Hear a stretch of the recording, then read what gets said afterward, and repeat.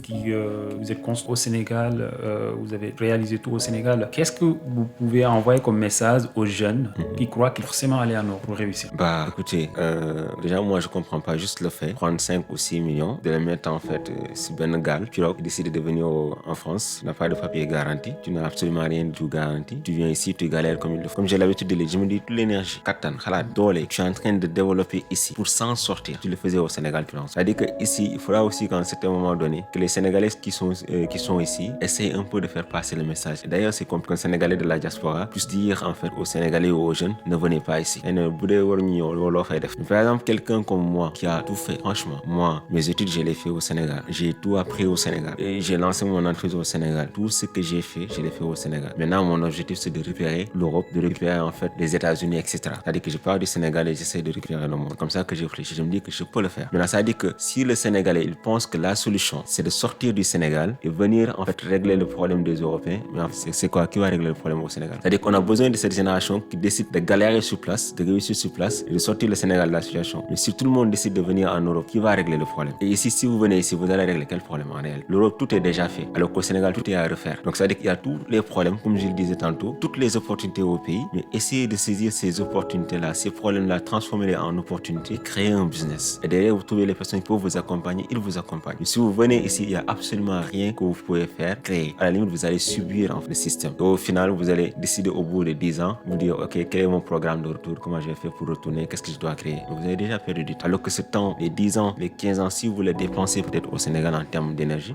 vous avez peut-être la chance de réussir. Moi, personnellement, j'ai eu cette chance d'avoir une bourse pour les États-Unis quand je suis sorti de l'école, une bourse pour la France, mais j'ai refusé les deux bourses. Parce que tout simplement, dans ma tête, je me dis que si je viens ici, je fais encore 3 ans au train d'études, puis attendre 2 ans, 3 ans pour trouver de l'emploi, ça me fait déjà 7 ans à perdre. Je vais essayer de dépenser ces 7 ans-là au Sénégal, de conserver, perdre autant d'énergie et de force pour essayer de voir durant ces 7 ans si je vais réussir quelque chose. Et ces 7 ans-là, c'est ce que j'ai fait au Sénégal. Et je ne l'ai pas du tout regretté. Aujourd'hui, j'ai la chance de voyager partout dans le monde parce que j'ai concrétisé quelque chose qui me donne cette opportunité de voyager partout dans le monde. Je cherche les opportunités partout dans le monde, on t'écoute partout dans le monde. Mais si aujourd'hui j'étais étudiant ici, en Europe ou aux États-Unis, personne ne va me connaître. Mais c'est juste à un certain moment donné, il faudra oser faire quelque chose. C'est juste l'audace qui nous manque, oser dire non au système et d'essayer de créer ses propres opportunités à toi. Et forcément, en fait, à un certain moment donné, les portes vont